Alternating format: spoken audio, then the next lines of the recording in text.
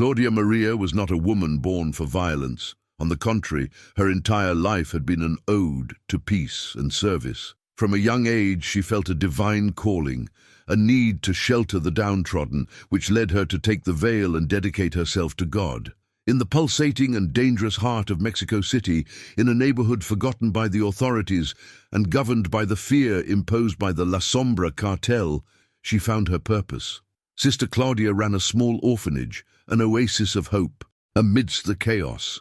Her path was marked by compassion, by an unshakable faith that she could make a difference, one soul at a time.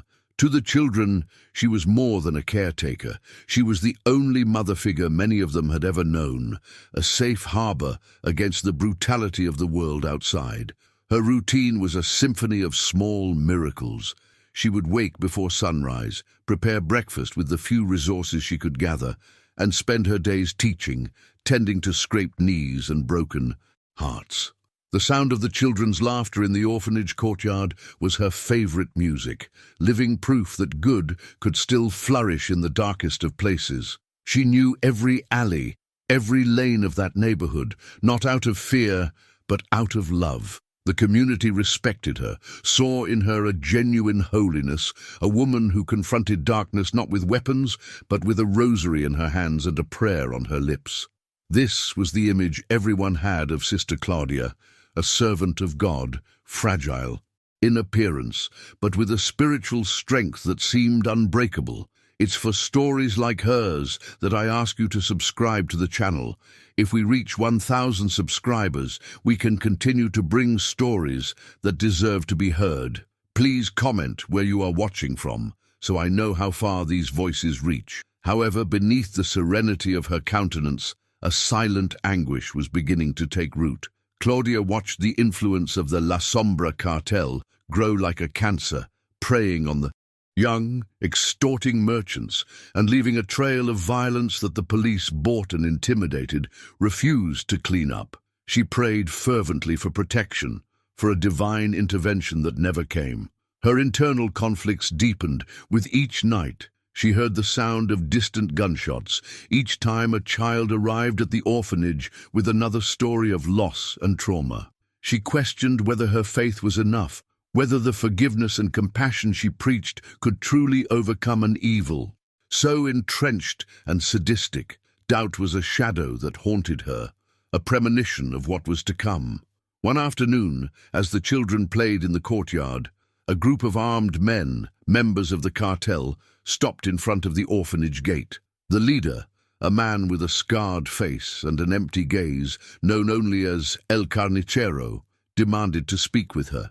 He didn't want money. He wanted to use the orphanage as an observation post and a storage facility for his operations. Claudia, with a courage that surprised even herself, refused. She stood before him, clutching her crucifix, and said that this was a sacred place, a sanctuary for innocence, and that their darkness would find no shelter there. The tension was palpable, a deadly silence hanging over the laughter of the children who now hid behind her. El Carnicero laughed, a dry, humorless sound. He looked her up and down with a mixture of disdain and surprise. To him, this woman was merely an insect, a fool with useless beliefs. He spat on the ground, just inches from her feet, and said that no one denied La Sombra anything. The threat lingered in the air, a promise of retaliation. "Pray for your angels, sister," he said before turning his back and leaving with his men. In that moment, fear gripped Claudia, not for herself, but for the innocent souls she had sworn to protect. She hugged them, feeling their small, trembling bodies, and prayed as she had never prayed before, begging for a miracle. The scene that followed was the personification of hell on earth. In the dead of night, as the city slept under a blanket of false peace, the orphanage was engulfed in flames. The fire, started by Molotov cocktails, spread rapidly through the old wooden structure. The children's screams mingled with the crackling of the blaze, a chorus of terror and agony that would echo forever in Claudia's soul. She tried desperately to save them, running through corridors of smoke and fire, pulling the little ones out, but it was impossible. The heat was unbearable, the roof was collapsing, and the exits had been deliberately blocked to ensure there were no survivors. She saw her mentor, the elderly Sister Sophia, consumed by the flames as she tried to shield two small children with her own body.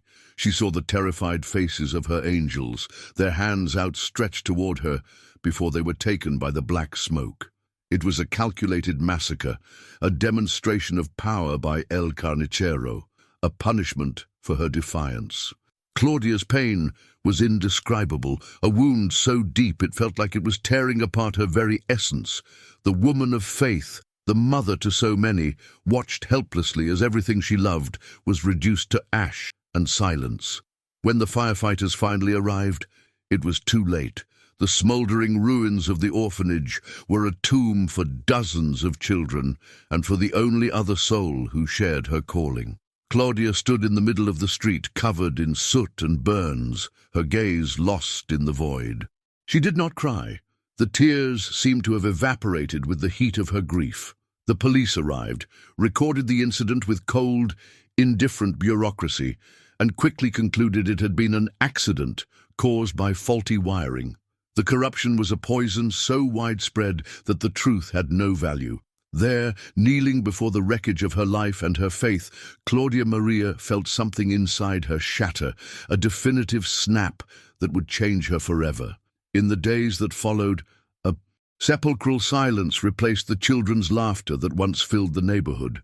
The ruins of the orphanage became a somber memorial, visited by residents who left flowers and candles, whispering prayers for the souls taken too soon. Claudia Maria, however, was not there.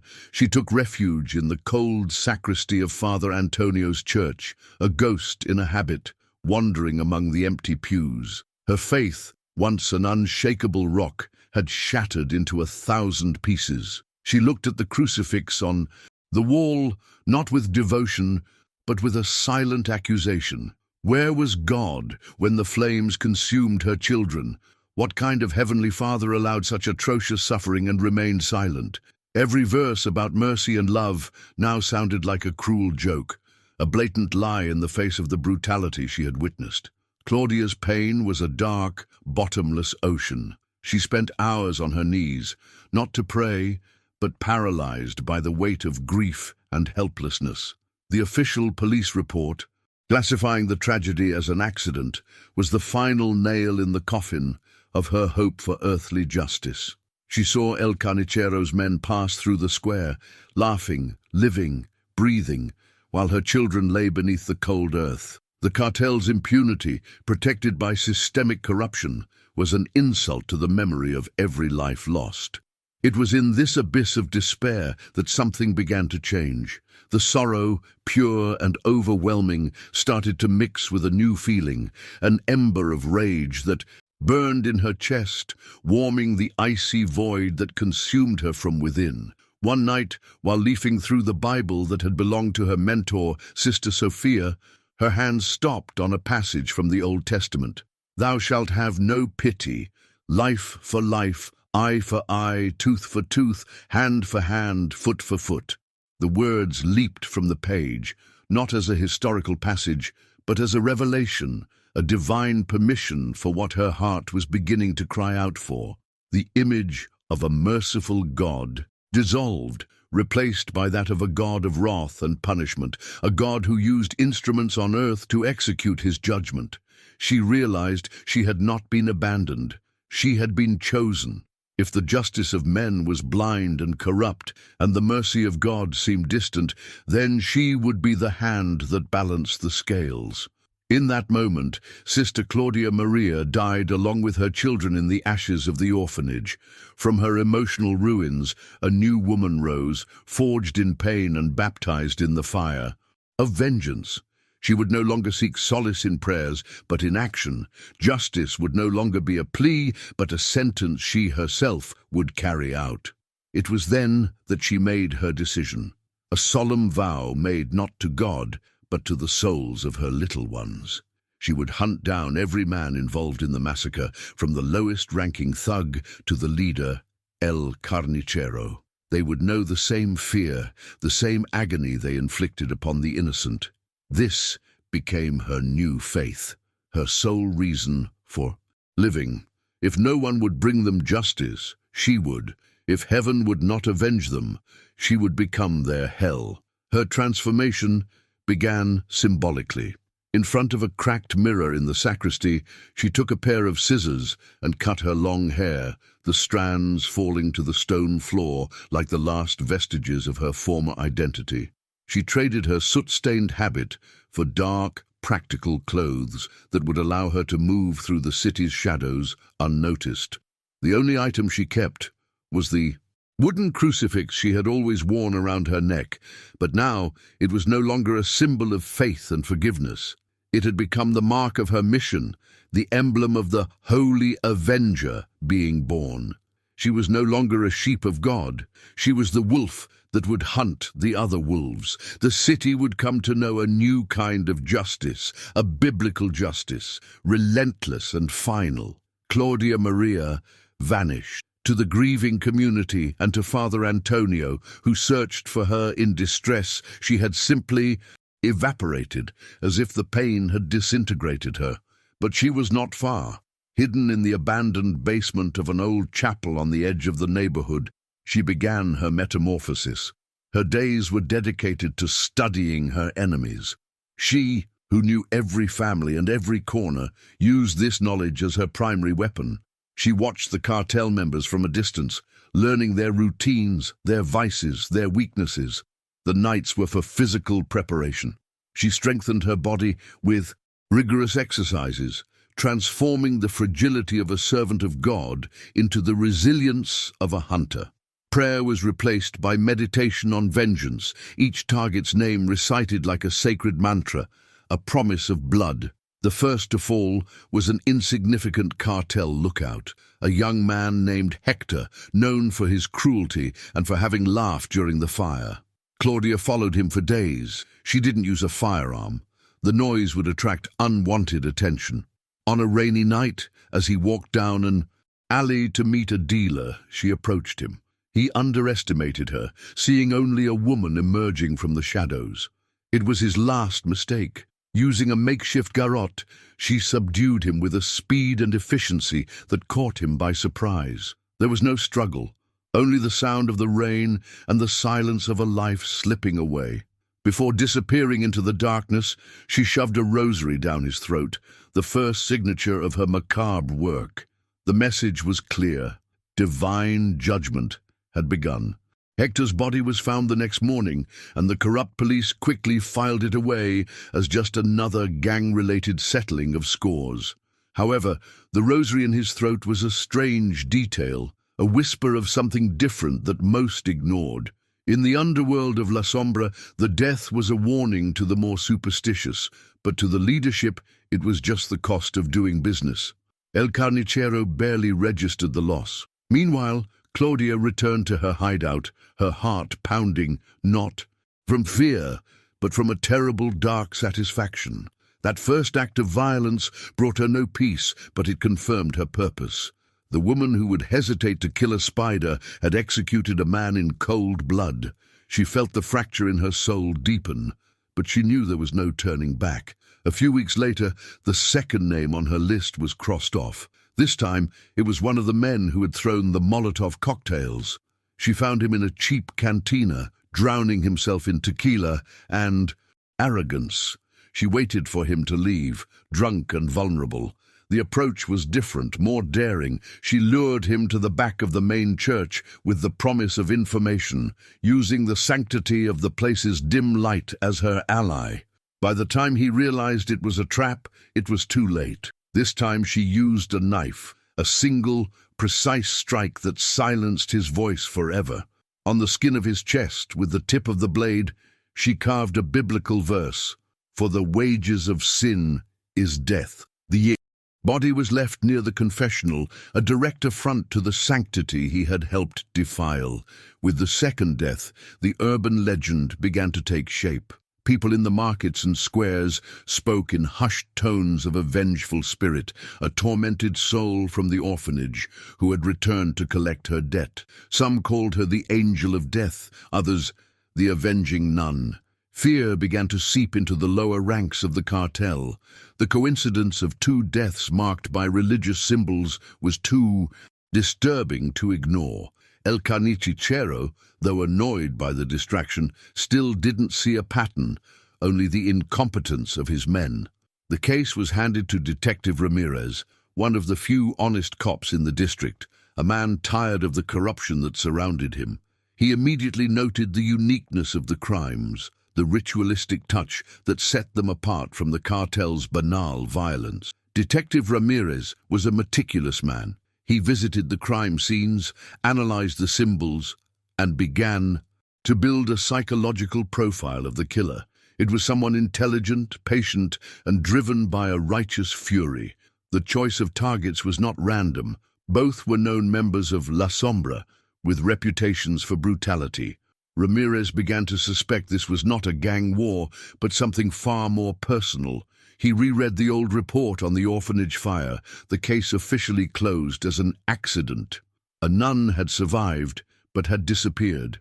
The connection was tenuous, almost absurd, but he couldn't shake it from his mind. A woman of God becoming a serial killer? It seemed impossible, but in this neighborhood the impossible was routine. While Ramirez investigated, Claudia moved up the hierarchy of her targets.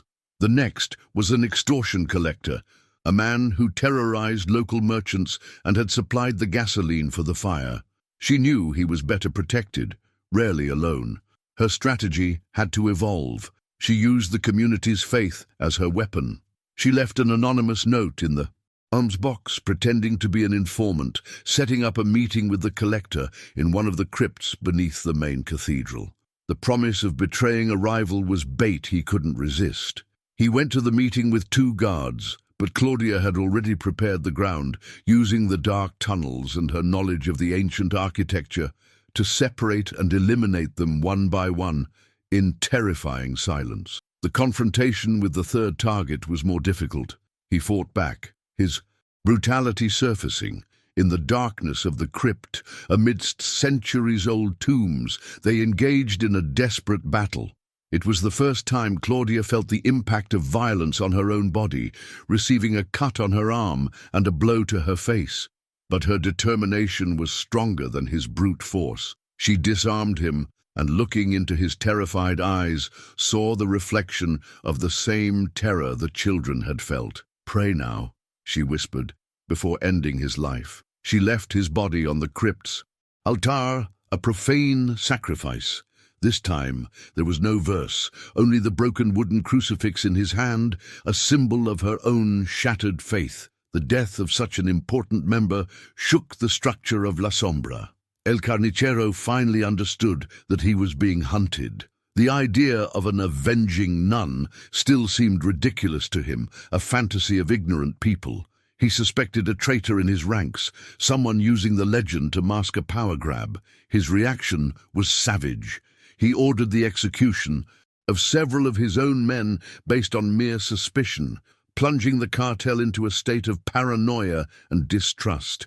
The violence turned inward, just as Claudia had predicted. Her strategy was not just to eliminate her targets, but to make the cartel cannibalize itself, rotting from the inside out. The neighborhood sank to a new level of fear, with the tyrants now fearing the shadows as much as the oppressed. Father Antonio, watching the escalation of violence and hearing the rumors, felt a chill in his soul. He knew Claudia better than anyone. He knew her pain, her resilience, and the depth of her love for the children. Piecing it all together, her disappearance, the religious nature of the killings, the choice of targets, he came to the terrible conclusion. One night, guided by a desperate intuition, he descended into the abandoned basement of the chapel.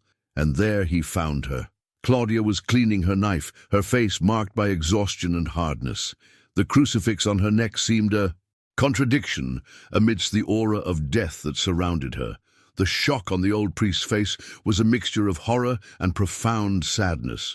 He called her name, his voice trembling. The confrontation between them was a clash of worlds. Father Antonio begged her to stop, not to lose her soul on this path of damnation. He spoke of forgiveness, of mercy, of God's will. Claudia listened, her face as impassive as a stone mask. Then she answered, her voice hoarse and cold. "Where was God's mercy when my children were burning?" she questioned. She used the Bible itself against him, quoting passages of wrath and retribution, arguing that she was merely completing the work God had begun. "I am the angel of his wrath, Father. I do not ask for forgiveness, for I am fulfilling a sacred duty." The priest saw that the woman he had known was lost, replaced by an instrument of vengeance with a logic twisted by trauma. He tried to argue that violence would only beget more violence, that she was becoming the monster she hunted. But his words didn't reach her. For Claudia, the line between good and evil no longer existed, only the blood debt that needed to be paid. She asked him to leave and keep her secret, not for her sake, but for the memory of the children. If he turned her in, justice would never be served. Left with a devastating moral dilemma, Father Antonio departed, his heart in pieces. He became the reluctant guardian of her secret, praying for a miracle that could save Claudia's soul before it was too late. It is for this complexity, for understanding that justice is not always black and white, that I continue to tell these stories. If you are touched by this journey, please subscribe. Your support allows me to give a voice to the forgotten. Claudia's hunt intensified, becoming a deadly game of strategy. She knew El Carnicero was now expecting her, that the city was a chessboard and every move was crucial. She began to use the neighborhood's secrets to her advantage. Many residents, oppressed by the cartel, hated El Carnicero as much as she did. Silently, they began to help her. A piece of information left in a confessional, a note hidden among the candles of an altar, a warning whispered during Mass. The community's faith, once her spiritual strength, was now her intelligence network. She became a shadow that heard everything. Her eyes and ears were everywhere, while El Carnicero, isolated in his fortress of paranoia, found himself increasingly blind. Detective Ramirez was also getting closer. He managed to get a DNA sample from the third crime scene, a strand of Claudia's hair that had fallen during the struggle. The analysis confirmed the killer was a woman.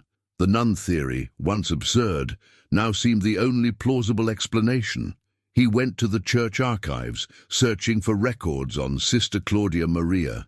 He found photos of her with the orphanage children, a face that radiated kindness and light. It was hard to reconcile that image with that of the cold, methodical killer he was hunting. Secretly, a part of him felt a reluctant admiration. The Avenger was doing the dirty work that the corrupt police refused to do, cleaning the city of its worst elements. Claudia's growing audacity put her in danger. In an attempt to eliminate El Carnicero's right-hand man, she underestimated his security. The operation turned into a trap. She was surrounded in an old warehouse with cartel men firing from all directions. It was a brutal test of her new instincts. She used the darkness and the labyrinthine structure of the place to move like a phantom, eliminating her pursuers one by one in a ballet of silent violence. The nun who taught lullabies now moved with the lethality of a trained soldier. She escaped by a narrow margin, wounded and exhausted, but leaving a trail of bodies behind, including that of her main target. The victory, however, came with a price. She knew she had been seen, that her description, however vague, would reach El Carnicero. The blow was devastating for the cartel. Losing his second-in-command left El Carnicero exposed and furious. The description his men gave, an agile woman in dark clothes with a relentless fury, finally made him consider the impossible. The nun, the sole survivor, the woman he had humiliated and left to suffer. The idea was so insane he almost laughed, but the seed of doubt had been planted. He remembered her gaze, the defiant courage when she had confronted him at the orphanage gates. It was not the look of a victim, but of someone with a hidden strength. The game had changed. It was no longer about a traitor or a rival gang. It was personal. It was between him and the woman whose life he had destroyed. Claudia, recovering from her wounds in the chapel basement, felt the shift. With every man she killed, a piece of her humanity slipped away, replaced by a cold, calculating survival instinct. Looking at her reflection in a puddle of water, she barely recognized herself. The face was the same, but the eyes belonged to someone else, devoid of light, filled with a darkness that frightened her. Vengeance, which at first seemed like a sacred mission, now revealed itself as a poison that was consuming her soul. She feared not only death, but what she would become if she survived. Would she be able to stop, even after killing El Carnicero? Or had the huntress become her only identity? The killings became more intimate and symbolic. She began to hunt the men she had personally seen throwing the torches at the orphanage, for each a death that reflected their sin. One was drowned in gasoline, another was left in a smoke-filled room to suffocate. Each body was accompanied by a specific verse about fire and divine punishment, messages that only El Carnicero would fully understand. They were direct messages to him, reminders of the crime he committed, a psychological torture that slowly ate away at him. The city held its breath, watching this dark war unfold, a war between a monster and the ghost he had created. El Carnicero, now convinced that his hunter was the nun, felt the net closing in. He locked himself in his headquarters, an abandoned slaughterhouse on the outskirts of the city, surrounded by his most loyal men. Paranoia consumed him. He saw Claudia's shadow in every corner, heard her voice in the whispers of the wind. He, who prided himself on his control and power, was being terrorized by a woman who should have been broken by grief. To end this once and for all, he decided to set one final trap, one she couldn't ignore. He knew he needed bait that would touch what was left of the former nun's heart. He kidnapped Father Antonio. The news spread like wildfire, an act of sacrilege that shocked even the most hardened criminals.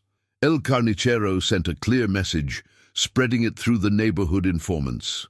He would execute the priest on the main cathedral altar at dawn, unless the Avenging Nun came to surrender. It was a public challenge, a spectacle of cruelty designed to lure Claudia onto his turf. He wanted her exposed, humiliated, before killing her. He would turn the most sacred place in the city into his stage of triumph, proving to everyone that not even an avenging angel could defeat him. Claudia received the news in her hideout. The rage she felt was so intense it left her trembling. Father Antonio was the last connection to her past life, the only person who still saw the woman. Behind the monster, El Carnicero had made his final mistake. He had not just challenged her, but had attacked the last remnant of her soul. She knew it was a trap. She knew walking into the cathedral was suicide, but abandoning the priest to his death was not an option. Protecting the innocent was still, deep down, what moved her. Her internal struggle reached its peak. The fear of becoming a monster was real, but the fear of failing the last person who cared about her was greater. Father Antonio, bound and gagged on the altar of the dark cathedral, prayed, not for his life, but for Claudia's soul. He feared that by saving him, she would be lost forever to the darkness. He blamed himself for not being able to stop her, for being weak. As El Carnicero's men patrolled the church naves, he looked at the image of Christ on the cross and saw the reflection of Claudia's sacrifice. In his last desperate attempt to reach her, he hoped he could remind her of who she was, even if it cost him his own life. He was the bait, but also the last chance for the Holy Avenger's redemption. Claudia's decision was made. She was not going to surrender. She was going to war. She would spend the night preparing, not for a stealthy assassination in the shadows, but for a frontal assault. She would gather the few weapons she had acquired, study the layout of the cathedral she knew by heart, and prepare to face a small army. It would be the end of her journey, one way or another. Either she would die trying to save the priest, or she would kill El Carnicero and sink completely into the darkness. There were no more nuances, no shades of grey, only the night, the cathedral, and the final confrontation that would define her destiny. She made one last visit to the ruins of the orphanage. Under the moonlight, the site looked like a cemetery of dreams. She touched the burnt walls, whispered the name of each child, asking them for strength for the final battle. This was no longer just about revenge. It was about protecting the last pillar of goodness in her life. It was about ensuring that the evil that took everything from her would not win. Looking up at the starry sky, she did not ask God for forgiveness. She made him a promise. She would enter that holy place not as a sinner, but as an instrument of his final justice, and she would purge the evil from the house of God, whatever the cost. As the city slept, a lone figure moved toward the cathedral. The streets were deserted, the silence heavy with anticipation. Detective Ramirez, alerted to the situation by his own informants, was also heading there, but he knew the official police would not intervene in time. He was on his own, torn between his duty to arrest a vigilante and his desire to see justice finally prevail. Three souls, the hunter, the tyrant, and the cop, were on a collision course, converging for a confrontation that would stain the holy altar with blood and decide the fate of the entire neighborhood. The stage for the climax was set. The shadows of the cathedral were ancient and deep, perfect allies for a woman who had become one of them. Claudia did not enter through the main doors creaking in defiance. Instead, she used a forgotten passage known only to the clergy, which led her directly to an upper gallery overlooking the main nave. Down below, El Carnicero was posted near the altar, his arrogant silhouette bathed in the dim light of the few lit candles. Father Antonio was tied to one of the pillars, and about a dozen armed men patrolled the aisles between the pews. The air was heavy, with the scent of incense and imminent gunpowder. From her elevated position, Claudia began her silent sermon. Using a small mirror, she reflected the candlelight, creating flickers and distractions that led the guards to separate, investigating the phantasmal noises and lights dancing in the darkness. One by one, she eliminated them, moving with ghostly agility through the beams and dark corridors of the cathedral. She descended upon them like an angel of death, a garrote here, a blade there. Each kill was silent, the bodies dragged into the darkness of confessionals and side chapels. El Carnicero's flock dwindled without him realizing it, his confidence slowly turning into a nervous restlessness. When only 2 guards remained by his side, Claudia finally revealed herself. She walked down the main staircase, the sound of her footsteps echoing in the deadly silence. She was no longer a nun or a shadow, but the personification of vengeance. The ideological confrontation began, the words as sharp as any knife. "You defile the house of God with your presence," she said, her voice reverberating in the sacred space. El Carnicero laughed. "Your God died with your children, nun. Now only I exist here." Her response was a verse from the book of Ezekiel.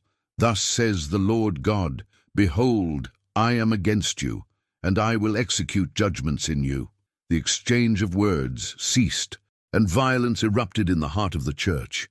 The last 2 guards advanced, but they were dispatched with a brutal efficiency that shocked El Carnicero. Now it was just the 2 of them. The fight that followed was savage and desperate. It wasn't about technique, but about pure hatred. They clashed amidst the wooden pews, knocking over candlesticks and tearing hymnals. El Carnicero was stronger, his blows like sledgehammers. Claudia was faster, using the environment to her advantage, sliding between pillars, using the agility born from months of training and desperation to evade the heaviest attacks and deliver precise strikes. At a crucial moment, while Claudia was momentarily cornered, Father Antonio shouted her name.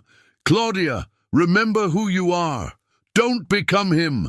The plea, laden with pain and love, was a split-second distraction, but it was enough. El Carnicero seized the opening, driving a knife into her shoulder and throwing her to the ground with a powerful kick. The pain was excruciating. He stood over her, his face twisted in a triumphant grin, the blade raised for the final blow. "I'm sending you to your God," he mocked, savoring the victory. Claudia's world narrowed to that moment, the physical pain mixed with the spiritual agony of the priest's words. She was on the floor, in the place she loved most, about to be killed by the demon who had destroyed her life. In that instant of imminent defeat, something broke for good. The priest's pleas, the image of the children, the pain, the rage, it all converged into a single point of terrible clarity. She was no longer Sister Claudia. She wasn't even the Avenger. She was the final judgment. With a scream that tore from her throat and echoed through the cathedral, she executed her decisive action. Ignoring the pain, she rolled aside, grabbing the base of a heavy brass candelabrum that had fallen. With a strength born of pure adrenaline and fury, she swung it against El Carnicero's knee. The sound of bone shattering was sharp and horrifying. That final act, using a sacred object as a brutal weapon, sealed her transformation. There was no turning back. The bridge to her former life had been burned forever. He fell, screaming more from surprise than from pain. Claudia, moving like a wounded animal, got on top of him. The power dynamic had completely shifted. She pulled the knife from her own shoulder and held it over his face. His eyes, once full of arrogance, were now wide with terror. He saw in her face not a woman, but a force of nature, relentless and absolute. She said nothing. There were no more verses, no more justifications, only silence. Slowly, deliberately, she ended his life, not with a quick blow, but in a way that made him feel every second of agony, mirroring the suffering of the flames he had so cruelly lit. His death was a profane echo of his own atrocities. A deep silence fell over the cathedral, broken only by Claudia's pained, ragged breathing. She stood up, blood dripping from her shoulder, the heavy candelabrum still in one hand, the bloody knife in the other. She looked at El Carnicero's body, then at the trembling hands that had committed the act. She felt no relief, no joy, only a deep, cold emptiness. The purpose that had driven her for so many months was fulfilled, leaving her hollow inside. It was at that exact moment that the great cathedral doors swung open. Detective Ramirez stood in the entrance, his gun drawn, the streetlights framing his silhouette, his eyes fixed on Claudia, then on the body on the floor, and finally on the horrified Father Antonio. The climax froze in that standoff, an unlikely trio united by violence and a twisted justice. The tense silence was broken by Detective Ramirez. He held his gun raised for a long moment, his gaze sweeping over the scene of sacred carnage. He saw the body of the tyrant who had terrorized the neighborhood for years. He saw the trembling priest, and finally, he saw the wounded woman, covered in blood, holding the instruments of her terrible justice. In her eyes, there was not the glint of a monster, but the emptiness of an exhausted soul. Ramirez, a man who had dedicated his life to a law that so often failed, made a decision that wasn't in the books. Slowly, he lowered his weapon.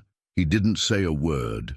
The justice he sought, true justice, was right there in its rawest and most painful state. He turned and walked out of the cathedral, disappearing into the night, leaving the final judgment to God or to oblivion.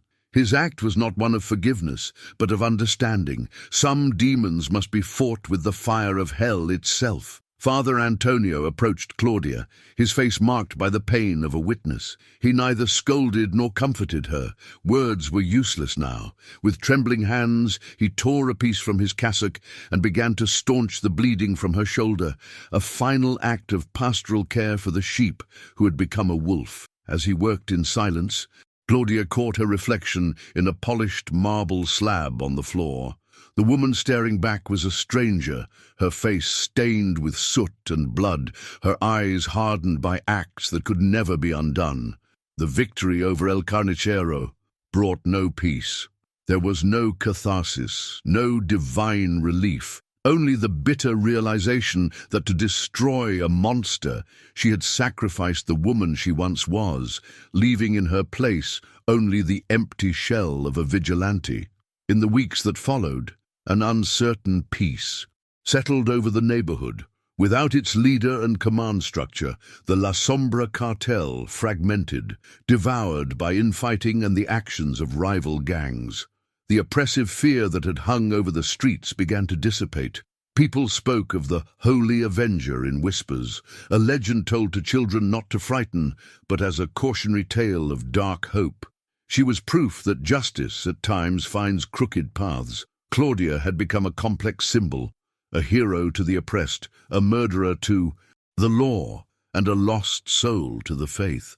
The neighborhood's tranquility had been bought with the sacrifice of her soul, and everyone who knew the story felt the bittersweet weight of that transaction.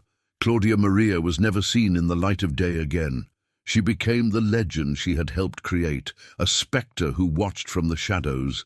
She could not return to the church, nor to life. Her only remaining purpose was to protect the flock she had lost, but from a distance, like a grim guardian. Her story is a frightening reminder of how thin the line between sainthood and damnation can be, of how pain can corrupt the purest of souls. It is so that accounts like hers, which expose the brutal truth of the fight for justice, are not forgotten, that I ask for your support. By subscribing, you help us ensure that these voices, no matter how dark, continue to be heard, showing the complexity of the human condition. The final scene shows her on a rooftop, watching the lights of Mexico City. Stretched to the horizon, the cold night wind sways the dark clothes that have become her new skin. The wooden crucifix still rests on her chest, more a scar than a symbol of faith. From a dark alley below, she hears the unmistakable sound of a scream, a cry for help that cuts through the night. For a moment, the figure remains motionless, a silhouette against the moon, as if pondering the choice to intervene or to remain in the darkness. Then, with a tired resignation, she turns and moves toward the sound. Her vengeance was complete, but her penance was eternal. She was no longer a nun seeking heaven, but a fallen angel, condemned to walk the earth, purging the sins of the world one by one.